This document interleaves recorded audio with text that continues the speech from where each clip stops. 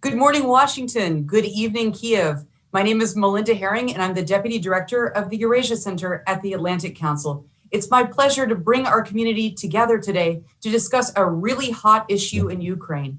Last week, President Zelensky put sanctions on 3 major television stations. So it's my pleasure to welcome you to our event today, Zelensky Unplugs Russian Propaganda. What's next? We're joined by His Excellency Taras Kozak, the Minister of Justice of Ukraine, a new face at the Atlantic Council. Welcome, Dennis. It's great to have you here. We're joined by Lesia Veslenko, a member of the Holos Party in the Rada. Welcome, Lesia, also a new face. It's great to have you. An old face that I get to welcome, and I love sparring with, is Peter Pomerantsev, a visiting senior fellow at the Institute of Global Affairs at the London School of Economics and a senior fellow at SNF Agora Institute at the Hopkins University, where he directs the ARENA initiative. Peter, you need a shorter title. And finally, it's always a pleasure to welcome Ambassador John Herbst, the director of the Eurasia Center and the former U.S. ambassador to Ukraine. Thank you so much for joining us. We want this to be interactive. It is going to be a conversation, and we invite you to participate. So if you're on Zoom, go ahead and start sending questions, or you can use the chat function in Zoom below. I'd like to turn my first question to Minister Maluska. Minister, welcome again. Last week, Ukraine imposed sanctions on the owner of 3 television stations in Ukraine, 112 Ukraine, News One, and Zik, because they spread Russian propaganda. These sanctions obviously shut the television stations down. A lot of commentators say this decision was illegal since it targets a Ukrainian citizen and member of parliament, and Ukrainian sanctions cannot target a Ukrainian citizen. What do you think? Was it legal? Go ahead, sir. Thank you, Melinda. Yeah, I'm pretty sure that at least from the point of view of non-member of the Security Council of Ukraine, it's pretty lawful decision and action taken by the Security Council and the President of Ukraine. I will explain it in general terms. First of all, it's not a new thing to have sanctions imposed on citizens of Ukraine. There are more than 60 citizens of Ukraine already sanctioned during the last 5 years. Additionally, there are more than 260 legal entities incorporated in Ukraine, Ukrainian companies, also sanctioned by the Security Council, and sanctions were imposed by the decree of the president. So the main difference between all those sanctioned entities and situation which is now here is the visibility, since it's the first time that such sanctions are so visible to the society. So most people didn't notice all those entities, how they operated, software developers who were sanctioned. But now it's clear that some TV channels disappeared. Additional concern, which was voiced by some critics of the decision, was that the law does not allow just to shut down TV channels. But again, it's not that true, since there are 4 possible subjects of sanctions in Ukraine. And the first one is foreign states, the second, foreign legal entities, the third is foreign citizens, and the fourth one is subjects of terrorist activity. And Ukraine and Security Council used the latter option, claiming that the owner of all those TV channels was somehow involved in the terrorist activity. Those materials proving that he was involved in such actions are not publicly available, but again, that decision could be challenged in the Supreme Court, and in fact, it was challenged in the Supreme Court. And the Supreme Court of Ukraine will scrutinize and analyze all the evidence submitted to the Security Council and will make a decision on the proportionality and justification of those sanctions. So in terms of the law, everything seems to be quite okay, though it's not an ordinary business to close up channels. And in ideal world, of course, it would better be to have a legal framework on which could be used in fighting foreign propaganda and closing up channels which brainwash our people and are used as a tool in a hybrid war. But our parliament, unfortunately, was not able to pass such a law, so we are lacking such a framework and could use only available tool, which is sanction. Let me ask you a follow-up question. Once the war is finished and once Russia leaves Ukraine, will these stations be permitted to get their licenses back? Actually, it wasn't a matter of their licenses, and as a matter of fact, they were not allowed to translate their information. They were banned, by their license are still alive. Okay. And sanctions are temporary. So the term of those sanctions is 5 years. Okay. Really, judging by the behavior of Russia, I do not expect that the hybrid war will end up so soon. So it's more or less fine to have 5-year sanctions imposed on those companies. But again, we'll see how the trial will go, since we will have the litigation process in the Supreme Court. I'm pretty sure about that. And we'll see the consequences. Okay, wonderful. Thank you for outlining that. That's really helpful. Lesia, I want to turn to you. You're a member of the Rada. Please explain the bigger political context to us. This is what we're really struggling to understand here in Washington. Why did Zelensky decide to shut down the stations now? We're in the 7th year of the war, and to my knowledge, no stations have been shut down before. He emphasized in his statement that it wasn't a spur of the moment decision. Why now? Why not a year ago? Did something change in the content of these 3 channels?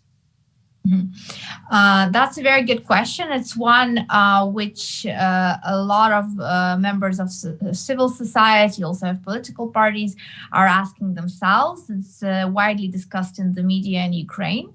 And there are several answers. I will present them to you, and then I will also give my opinion. Please. So one option that is being discussed, and it is true that it takes some time to prepare a case.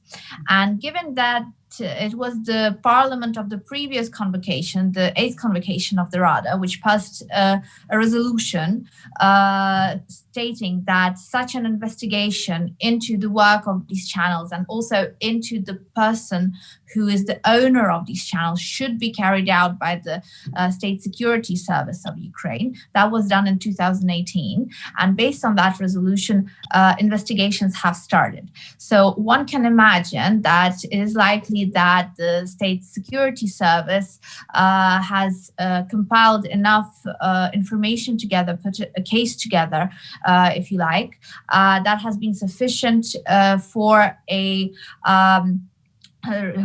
Council of Defense and Security of Ukraine to come out with a resolution which was then approved by the presidential decree. So it's a matter of time of putting the case together. That's one thing.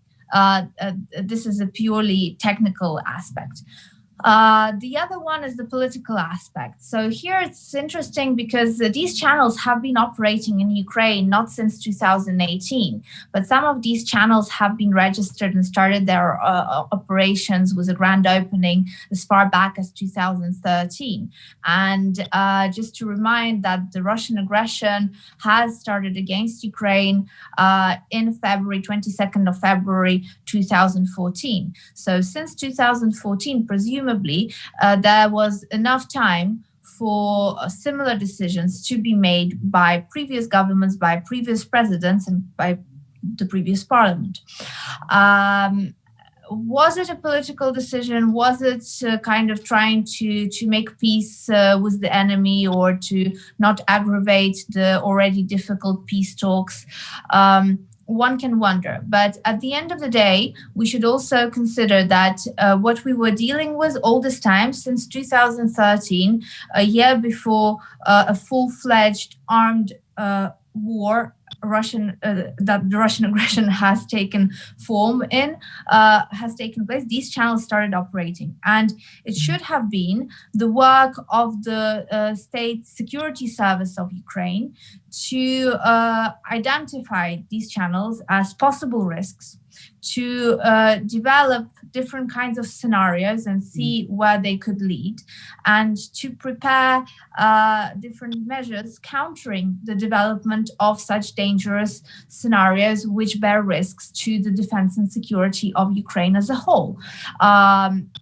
The matter is, why wasn't this done in time? Why was there never a political will enough to pass relevant legislation which would have imposed not just sanctions, but a whole lot of different restrictions on the owners of such channels, on the persons who have been undermining Ukraine's defense and security, and what was going on for all these years. So now it is also a third option, is that the current president, President Zelensky, has used this momentum, seeing that the political ratings of one of the opposition parties, who is Russian inclined, the opposition bloc, have been growing, and the leaders of this party, they are affiliated very closely with the owner, with Taras Kozak, who is the owner,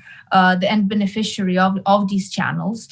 And basically, to cut off political oxygen, which is the media, it was a necessary step to cut off these channels. This is another perception which is being discussed in society. How do we test these theories? Well, these theories will be tested in due time. As Minister Maluska has correctly said, there are already inclinations towards court cases being opened up. The Supreme Court will definitely be considering this case, because the opposition bloc party is not going to leave this case alone, as they see this as a huge injustice towards one of their own. But how this case turns out in court will actually give the answer as to why now, why not earlier. So if this was a carefully planned operation by the Secret Service, by the State Security Service of Ukraine, by the Council of National Defense and Security, and by the President, who were really being guided by national security interests of every citizen in Ukraine and of the nation as a whole, then the case will stand, and will stand strong in court, because there will be enough material to have gone forward with this presidential decree, which wasn't an easy decision, by the way. If it was in fact just a political play for the sake of raising political ratings, then we will also see this as how this case plays out in court.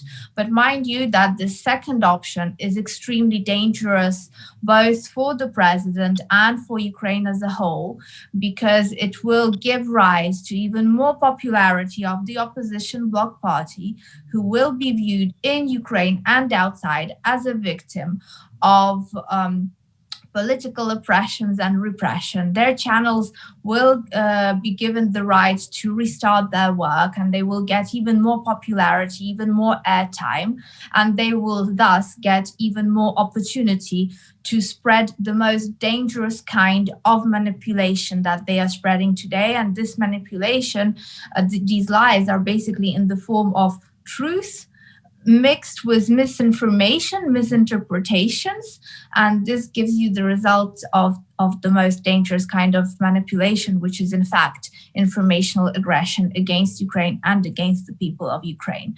So for all our sakes, I genuinely hope that it was the first option, which I mentioned, is that the information was being gathered and that the case was being made strong. And it took some time, and it took some political will and some political courage, and that it's actually one of the not very many, unfortunately, but one of the stronger actions that a leader of Ukraine has finally taken upon himself. Thank you, Lesia. So we need to wait and see. Okay, we got it. Ambassador Herbst, I'd like you to respond. So some commentators have pointed to Zelensky's dropping polling numbers, his lack of a majority in parliament, and like we just talked about with Lesia, suspect that he pulled the plug for political reasons. How do you assess that claim? Hey, I think Lesia knows more about this in general than I do, but let me give you my perspective. I think what Zelensky did was the right thing, and I think it was courageous. I don't think it was done primarily or perhaps at all for political reasons. I think it's actually politically risky for reasons that Lesia pointed out, that in fact those channels do have a constituency, and those people who've lost that constituency will not be happy with this decision. But let's keep in mind that these channels have been regular means to provide Russian disinformation into Ukraine. It's quite humorous to hear Mr. Medvedchuk talk about freedom of the press, since when he was chief of staff at Bankova, he was the one issuing the temniki, which were determining what was permissible to be said in the Ukrainian media. He is a clear agent of Moscow, a personal friend, the cool with Mr. Putin, and shutting him down is very much in Ukraine's interest. I think it was done for national security reasons, and I think that there is ample justification for that. Let's remember the United States with its wonderful history of freedoms. President Lincoln suspended habeas corpus during our Civil War, a stricter measure, a more extreme measure than the shutting down of these stations. And Lincoln did it for good reasons. He had to worry about the security of the states around Washington, D.C. And let's face it, Ukraine is fighting a war against the Kremlin. So, and let's keep in mind that the information that these channels were peddling was serving Kremlin interests, such that the head of RT, Gospoja Pana Simonyan, invited all the fired journalists to come work for her at RT, demonstrating clearly she appreciates what they were doing for Russia's interest, which of course was very much against Ukraine's interest. Thank you, Ambassador Herbst. Peter, please jump in. So we've talked a little bit about these stations, 112 Ukraine, News One, and Zeek. For those of us who don't spend our time watching pro-Russian TV, can you tell us a little bit more about what normally sees on these three banned stations? They claim they're doing journalism. Is it journalism? What kind of impact do you expect this to have on the Ukrainian media market? Listen, I mean, their share was relatively low. I think altogether they're around 5 or 6% share. So they're news channels. These aren't kind of the big, juicy entertainment channels. So they're quite niche in a way. I mean, the same kind of share. One of them might have the same sort of share as Poroshenko's news channel, that kind of thing. But we've been doing a little bit of kind of monitoring of some of their output. They've been a central driver over the last kind of period of this sort of new and I think very dangerous narrative in Ukraine, which isn't necessarily overtly pro-Russian, but whose aim is to say that Ukraine's contacts with the West undermine its sovereignty, basically saying the West is as bad as Russia. So pushing narratives like Americans are planting biolabs in Ukraine to do lots of nasty chemical experiments on people, or pushing narratives that Sorosiata, the children of Soros, literally, control Ukrainian politics, or pushing narratives that just more amorphous ones, that the West is out to sort of steal Ukrainian land, et cetera, et cetera, et cetera. It is hard to be overtly pro-Russian in Ukraine these days for many reasons, not least being invaded by Russia.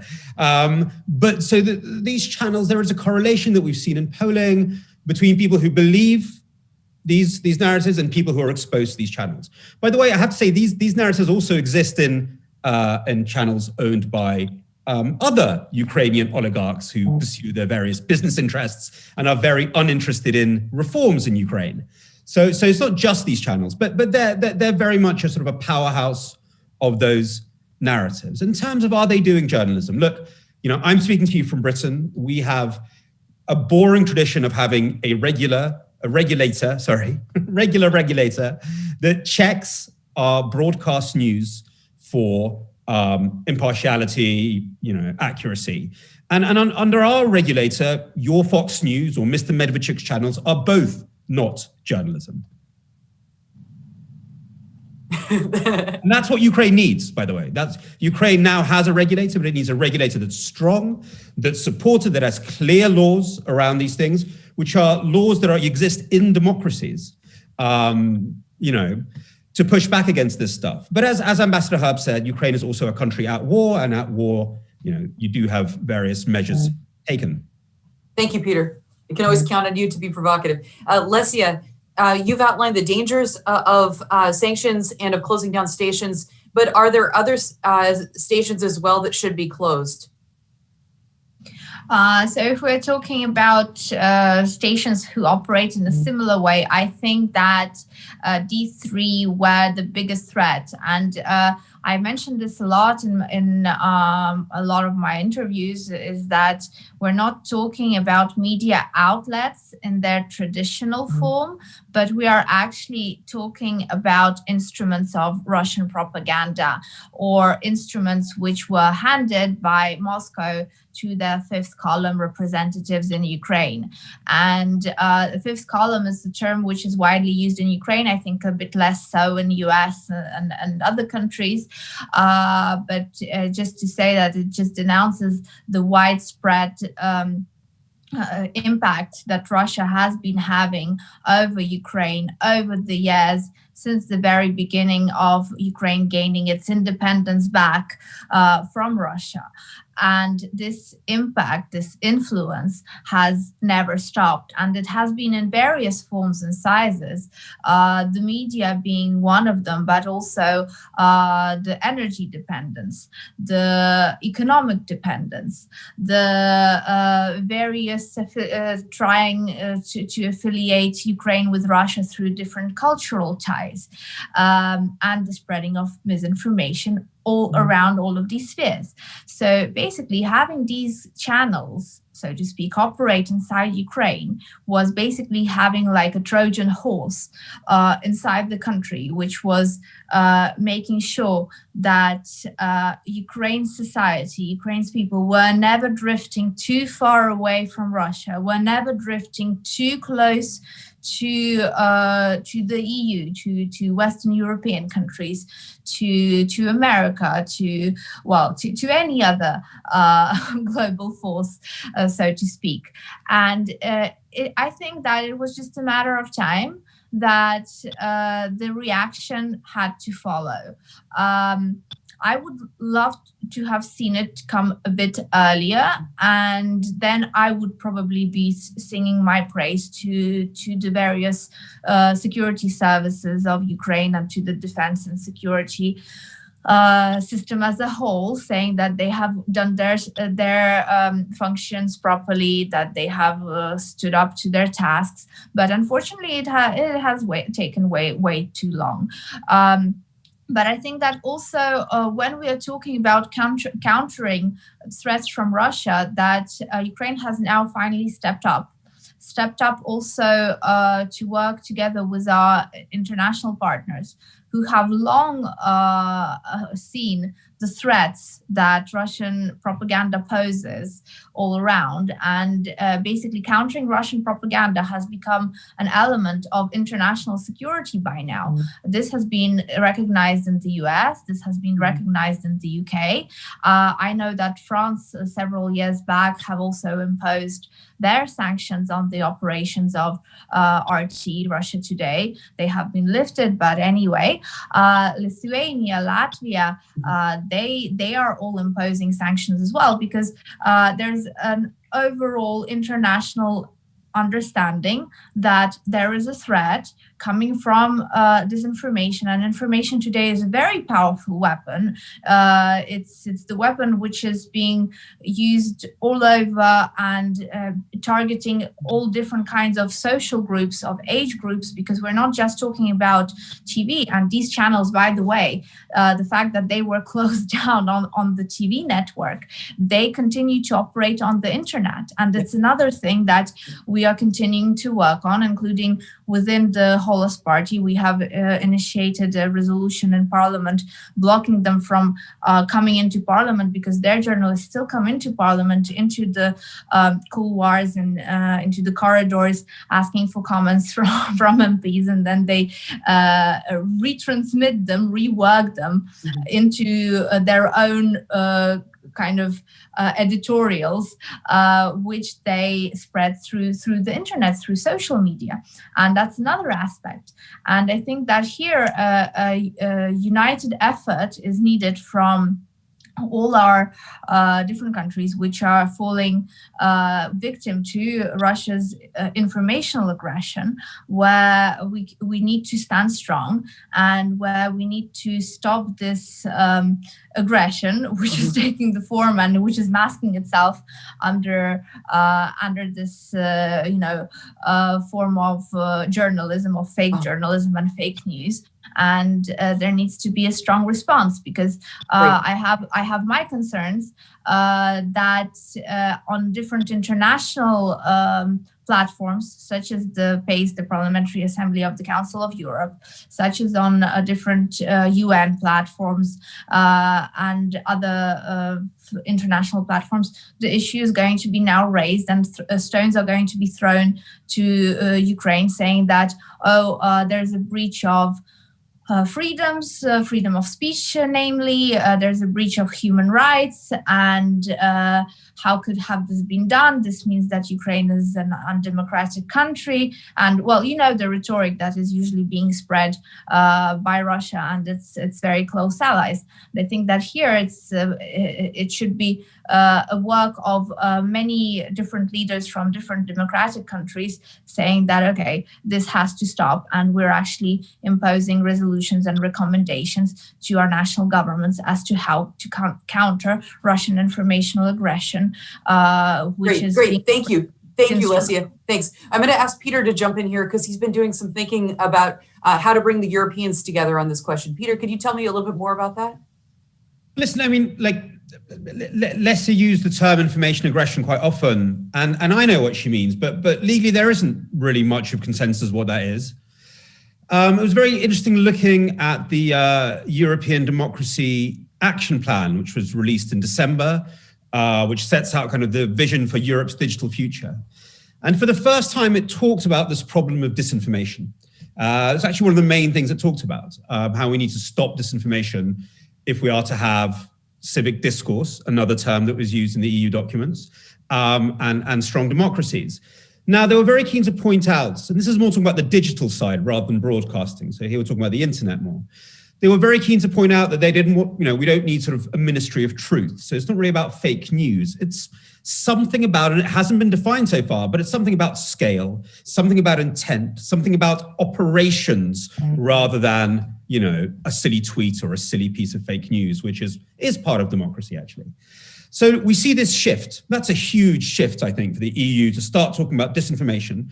We need a lot of thinking to really conceptualize it. When I interviewed Vera Jourova, the vice president of the EU recently, she was like, it has to be defined. It's still to be defined. But that's a process we need to do together. I don't think it'll be so much about pieces of content. I do think for democracies, it's always going to be, for good reasons, very hard to define disinformation as content. But we can talk about operations, about behavior, about coordinated and authentic behavior, about funding, about transparency, about all these things, yeah?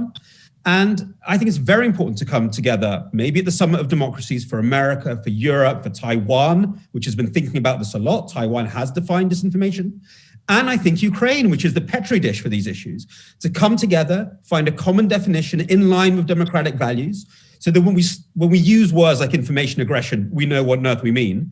Mm-hmm. And then I think it's very important to have some sort of alliance around this. So that the next time, Ukraine is attacked in some way, and I don't mean these channels only, I mean the much broader range of interventions that we see, the response doesn't just come from Ukraine, which can't really hurt Russia in that many ways, but the response comes from Germany, or from some country that Russia does fear. Or next time Taiwan is attacked by China, the response comes from, again, somewhere that neither China nor Russia expect. We have to start building much higher costs, much more cleverer asymmetric reactions to keep the other side on their toes.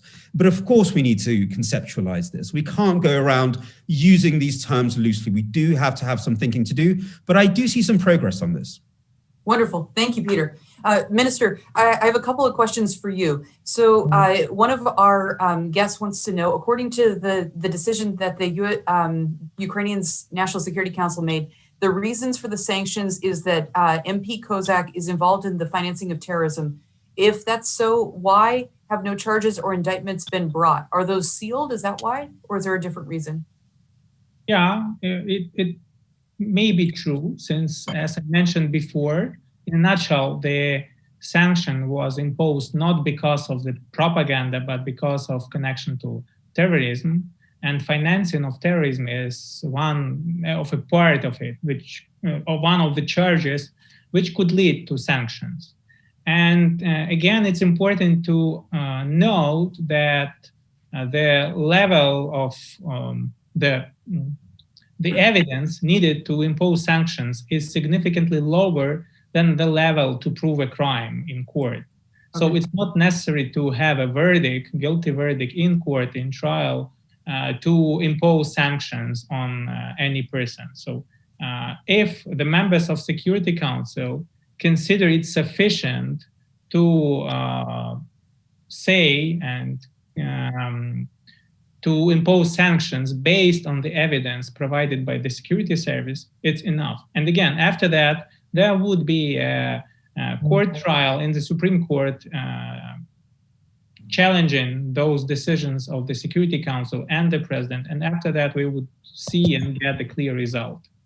Wonderful. Okay, so same, Mr. Minister, another question to you, and Lesia and Peter, jump in if you want.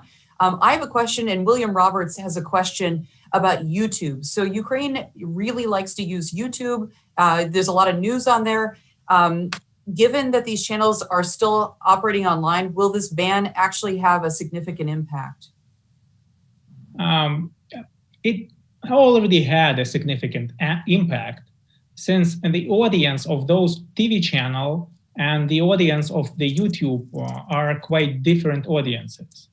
Those TV channels were viewed by mainly senior people, and those people are usually not those who will turn to YouTube for news. So most probably they will turn to other TV channels available. So that result was achieved, and it was effective and efficient. On the other hand, it's still important to get a block on YouTube translation of those TV channels. And we sent a notice to the administration, to the companies administrating social networks and YouTube, requesting closure of those channels. Again, it is really the first time we did this, so we are not sure about the success of those requests. But in addition to that, we asked the US government to mirror Ukrainian sanctions and impose sanctions on those companies as well. And if that happens, then we would definitely have the closure of those TV channels on YouTube as well. Very good. I hope you'll keep us posted on that. I worry, though, not just about these 3 stations, but there's other YouTube stations that are definitely pro-Russian, that have enormous followers. But from what I know, YouTube, it will only take people down who violate their terms of service. And oftentimes, the tech companies don't understand Ukraine and the context well enough to know what people are saying. And if it is extremist, is the Ukrainian government looking at some of these channels and flagging content that is extremist? Well, there are some agencies responsible for that. I haven't heard about any significant successes in that area. And again, mainly because we don't have a legislative framework for that. So we desperately need amendments to the law on media, providing a framework to counteract propaganda and brainwashing of Russia on the territory of Ukraine. We don't have it. So the only tool available is terrorism, and it's hard to prove. That's why those 3 channels are not all TV channels translating propaganda in Ukraine, but these are all channels we have sufficient evidence to start the case in the Security Council. Okay, got it. Peter or Lesia, do you want to jump in at all on YouTube? Any thoughts on those? No? Okay, great. Ambassador Herbst, A question for you about free speech. The U.S. has supported this decision. How can the U.S. support free speech and also applaud Zelensky's decision? A number of human rights organizations have said that this decision raises concerns. Look, I understand why people who are deeply interested in free speech would have concerns about the Ukrainian decision. But again, you have to have a little bit of common sense and recognize the circumstances. The Kremlin has been fighting a war of aggression against Ukraine for nearly 7 years. And before that, there were numerous illegitimate Russian attempts to influence Ukraine. Ukraine is fighting for its sovereignty. Taking a step like this, which again is related to the fact that these stations are financed by individuals who have control over the resources in occupied Ukraine. This is not an unreasonable step given the circumstances of the country. If there was no war, there'd be no need to take this step. But Europe has not been strong in supporting Ukraine, with the exception of a few countries. So it's not surprising they would not take into account the full circumstances. But again, the United States record on the freedom of the press is exemplary. And the fact that we understand that this is not necessarily an attack on free speech, I think is, again, sensible and proves the point. Ambassador Herbst, a follow-up question from Jonathan Brunson. He says, Ukraine isn't fighting a civil war, but Russian aggression. So how is the Lincoln analogy about habeas corpus salient to silencing internal opposition and disinformation? It's very simple. The point was that the United States was in danger in the mid-19th century as a result of the war. And so Lincoln needed to take steps to ensure the security of the Union and the eventual victory of the Union. Of course, I no way said that the war in Ukraine is a civil war. I've said multiple times in this forum and before, this is a war of Kremlin aggression. But the point is, Ukraine is at risk, and taking certain steps when a country is at risk is permissible, as opposed to when it's not. Great, thank you. Mr. Minister, a question for you from Anders Oslund. He says, if Firtash is being extradited to the United States for his corruption case, would the pro-Russian television channel Inter be closed then?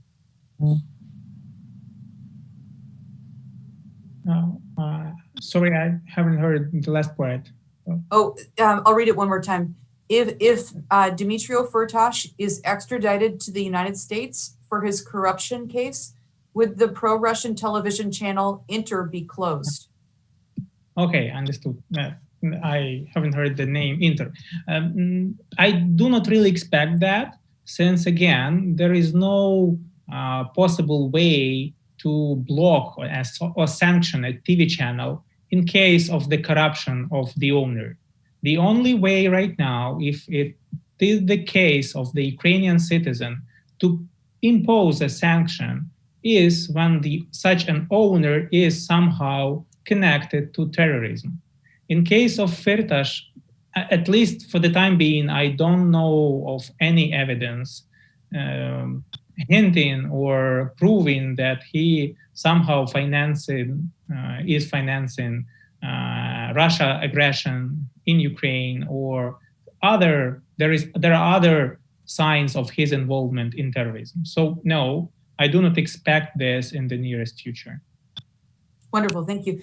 Peter, let me ask you a broader question about television in Ukraine. We know that all the big stations are owned by oligarchs. Ukraine has made an attempt to start a public broadcasting station. Its programming is not very, the numbers are not there. What kind of recommendations would you give to those who want to start a more vibrant voice in Ukraine that has real information and that is free of the oligarchs? Well, that's the problem. I mean, we're talking about two issues here in Ukraine. One of them, which is the most important one at the moment, of course, is Russia's invasion and people who are, have business dealing with Russian occupied territories or have business dealings with the Kremlin, and who are, it's another term that's often used, agents of the Kremlin. So that's one problem. The other problem, which is much older, is Ukraine's media environment, where oligarchs with business interests and with political interests used political channels as playthings. Look, we do a lot of polling, a lot of focus groups in Ukraine. There is a real desire from people for something new. Everyone understands that this is a very, very biased, very rigged environment. Trust is super low to all channels, which on the one hand, I think actually gives people a bit of immunity from Russian propaganda, because people in focus groups tell us they know perfectly well that the Medvedchuk channels are pro-Russian. So people aren't stupid, but they don't trust anyone. And of course, there's a space for new media that would engage people, that would, talk about the issues that they really care about, and that would empower them in different ways, and all these wonderful democratic, empty terms that we love to use, which are so important. But look, the first step, while that happens, is a strong regulator. Ukraine desperately needs a strong regulator, I think very much built on the British Ofcom version, with high standards, so that these channels that do exist, can be brought into line, because they do all sorts of biased and what you call fake news. I've heard several times today, maybe not on behalf of Russia, but just for their own political and business interests. And how can Ukraine get a real regulator which isn't scared, which can then go to sort of, defend itself in courts which are not corrupt? I mean, we're talking about a whole kind of community of things that need to change. There is no magic TV channel that you can create, even though, I'd love to help create it, but we're talking about the whole system really needs to be fixed. Okay, we've got a lot of work to do, clearly. Ambassador Herbst and Lesia, I want to step back and ask you to paint a broader picture of what happened last week. What's going on in Kyiv? The decision to ban these stations came after a servant of the people threw out MP Dubinsky, an MP with strong links to Ihor Kolomoisky, and after President Joe Biden was inaugurated. One smart commentator, Tim Ash, I like to read, sees Zelensky nearing a decision point. Has he decidedly turned it in a pro-Western direction? Is that what's going on, or do you see something else? Lesia, would you like to go first, and then Ambassador Herbst? Yeah, sure. So I think that it's all of these events taken cumulatively, of course, they leave no other option but to come to the decision that, okay, there is a pro-Western dialogue which is taking center stage. And I think it's a very good sign, because for sure, a year ago, there were much bigger concerns regarding what is going on and the likelihood of the presidential administration of the office of the president turning towards Moscow and wanting to negotiate and find peace at all costs possible. Now, this discourse has been moved into the background.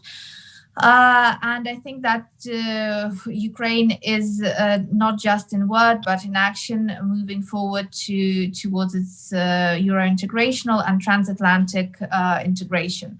And that's a good thing. That's a good thing always, because I think that the only way that we can gain maximum security for our country is, of course, through internal reform. And here I agree with Peter on the number of points that he has just made, but also through strengthening international ties and strategic relationships, such as with the US, with the UK, with the EU, and also NATO membership. NATO membership is the utmost goal and the solution which will keep Russia at bay and which will actually strengthen our ability to counter the enormous aggression machine which is just being used in all different forms and sizes against Ukraine.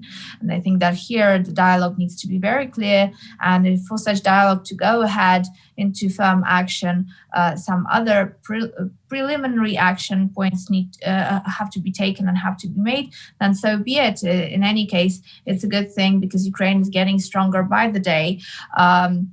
Legislation needs to be passed inside the country. This is like my final point that I wanted to make. And it's important that the political parties inside the parliament get united around it. So again, the Holos Party, we're working now on a law that would condemn separatist negotiations. So any kind of negotiator who sees himself fit to go to Moscow and try to fix the deal for Ukraine outside of the general official view, such as has been done run by Medvedchuk and members of his party previously. Those people will be subject to investigation and to prosecution in the future, because these actions are clearly against national security, and they clearly undermine national defense and pose a threat to the whole country and to all of the people. Sure, and this is that we need to stand strong inside the country for, and push these decisions forward internally. Thank you. John, how do you make sense of the big picture? I agree with what Leslie has said, but would add the following. I think that in the first year or so, a year and a half of his presidency, President Zelensky offered some possible compromises to Moscow, which one, were not very popular in Ukraine, but two, also elicited no serious response from the Kremlin. And President Zelensky, unfortunately, in his first year and a half in office, or a little bit less than that, had to deal with the problem of President Trump trying to draw Zelensky into American politics. And Zelensky wisely avoided that. So now you have Zelensky's experience dealing with Moscow, which has been unpleasant, and a new president who's clearly interested in a better relationship with Ukraine. And I believe the steps you mentioned, the removal of Dubinsky, the shutting down of these stations, are a clear gesture by Zelensky to strengthen the security of the country and also to reach out to the West in general, but the United States in particular. Again, with all of the problems in even during the Trump administration, and Obama's unwillingness to send lethal defensive weapons to Ukraine, we provided serious support to Ukraine when Europe was dithering. And so if there's going to be strong support from the West for Ukraine, or additional strong support, it will start with Washington. And that's what this is all about. Great, thank you. Now it is time for Blitz. If you have not asked a question, please go ahead and type it or send it to us on Twitter. My friends, you get about 2 sentences to answer these questions. Are you ready? Here we go. I'm going to take the moderator's prerogative to change the question a little bit. Peter, this one is to you and to Mr. Minister. Maria Shaguna says, sanctions are rarely effective in fighting disinformation. What other instruments does the Ukrainian government plan to use in conjunction with sanctions to fight hybrid threats? And I'm going to add, what other instruments should the government, Peter, plan to use? Minister, do you have any thoughts on that one? Yeah, indeed. I've mentioned we need a new law on the media and strong regulator. I agree with Peter. Okay, great. Peter, anything else on your list? So listen, I mean, you'll never quite be able to stem the flow of pro-Russian activity. Especially in today's world, there's always so many ways around. And there is an audience for these things, an audience that goes right from people who are, oh, you only wanted 2 sentences. You've got to work with them. That's fine. Go ahead. Okay. We've got to, don't forget about, the minister's talking about the supply side. Think about the demand side. There's all sorts of very deep reasons some of these messages appeal. You've got to understand people. We're in a race to understand audiences better, who understands them better and who can engage them better. And they're a really mixed bunch. It's not one pro-Russian audience. It's a very, very varied field out there. Let me ask you a follow-up. I've been wondering, you said that the media share for these 3 stations is 4 to 6%. Where are they going to go? That's a very interesting question. I think there's maybe some will start looking at them online. Maybe very loyal people will. But there's 2 types of viewers to these people, to these channels. There's people who are just fans of this political party, who are very, very pro-Russian, and for them it's part of like a community. You vote for these parties, you listen to their TV channels, and you're in that world. So you'll think of other ways of being in that world, whether online or through other things. But these channels are also spilling out of that small community. And those people, I think, will just, I don't think they will necessarily follow them. They were just people that we talked to in focus groups, who were seeing them in a mix. You've got to understand, these sort of Medvedchuk proxies bought Zik, which was a channel that used to be a pro-nationalist, Western Ukrainian language channel. A very clear idea to get pro-Russian messages into Western Ukraine. So we were seeing a lot of overspill into those sort of areas. And I think those people will just won't follow them online. Okay, great. Thank you. I actually have an answer to that, having seen the statistics of how the viewers have spread. So about 2/3 have gone to another TV channel. It's called Nash. It's also considered to be more pro-Russian and also controlled by relevant forces. And then the third has spread out among all the other available channels. The majority of this third has gone to Прямий, surprisingly, but then the rest have spread out with very insignificant numbers across all the other TV channels available in Ukraine. And remind the audience, Прямий is, which station is it? It's more towards the European Solidarity, Poroshenko's party channel. Okay, wonderful. And while I have all of you, what happened to the idea of a station that was broadcasting out in the Donbas? I know that was supposed to happen last year. Did it get legs? Did it launch? How is it doing? Do you have information about that? Yes, it works. It is called DOM. It's fully operational and you can see it online, but also through the satellite. So it works. Okay. Peter, have you guys taken a look at DOM? Yeah, we're kind of aware of some of its developments. It's very hard to analyze audience reactions within the occupied territories. There's a little bit of polling you can do. You can do focus groups. There's questions of reach. I mean, the satellites only reach so far. Then you need people to go online, and it takes a while to build up loyalty, audience, trust. It doesn't happen overnight. So. I think it's an important project, but it's a project that really has to be seen long term. Okay, I'm going to be less direct. How's the programming? Is it interesting? You're a former TV producer. How are they doing? Is it very basic? To be honest, I haven't done a sort of program by program thing, but they have some excellent people associated with it. Matsuka, who's I think the best journalist who really understands the Donbas. I think he has a show there. Tatiana Popova. So look, it's all about understanding audiences. It's not about talking down to them. We all know the secrets. We know it from the Cold War. You've got to understand people, and you've got to understand their needs, and you've got to be from there. What you can't be is sort of booming down on high, saying, "I am voice of the West." You've got to understand people's lives and what they care about, what they desire, and it seems to me the people they're engaging with are people who do that. Wonderful. Sandy Vershba has a question for you guys. Is there a role for Russian and Ukrainian language Western broadcasting in improving the objectivity and trustworthiness of the news environment in Ukraine? He wants to know, should BBC Voice of America Current Time expand their broadcasting to Ukraine, or does it need to be homegrown? Peter, do you have any thoughts on that? I mean, I think even without sort of, yes, definitely should be expanding in Ukraine, and I think that's very important. And I know Radio Free Europe already does a good job there. There's always a risk with a lot of these Western broadcasters; they get trapped in the liberal bubble. It's very important not just to communicate with Leslie's voters. It's very important to reach the people who are voting, watching some of these channels. We have to.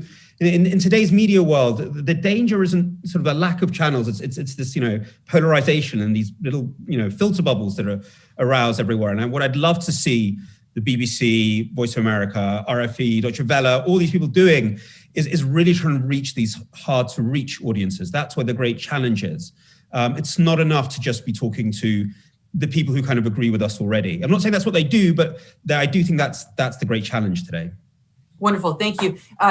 Last question for you guys, and I think this is to Lesia and the minister. How likely, this is a challenge question, how likely is it that the Supreme Court will rule against the president? If it rules against Zelensky, what then? Lesia, do you want to take that one? I'll let the minister answer. Yeah, I would say that it could happen. So again, I'm not the member of the Security Council and don't know how solid the evidence are submitted by the Security Service of Ukraine.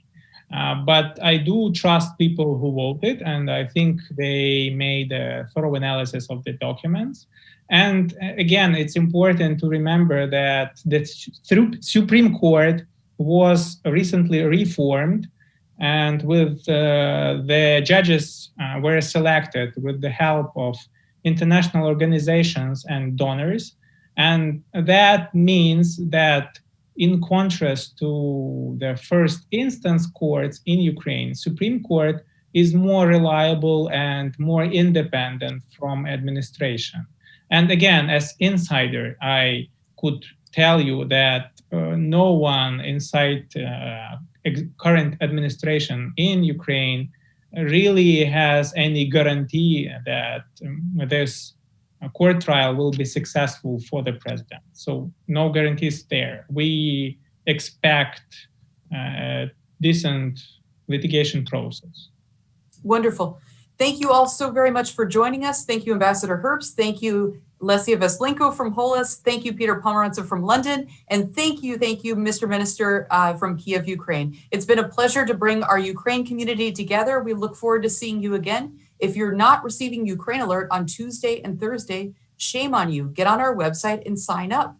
It's a must-read resource about what's going on in Ukraine. And as you can see, there's a lot. We look forward to seeing you next time. Thank you so much for sharing your expertise and your time and your morning and evening with us. Until then, goodbye and thank you. Bye-bye.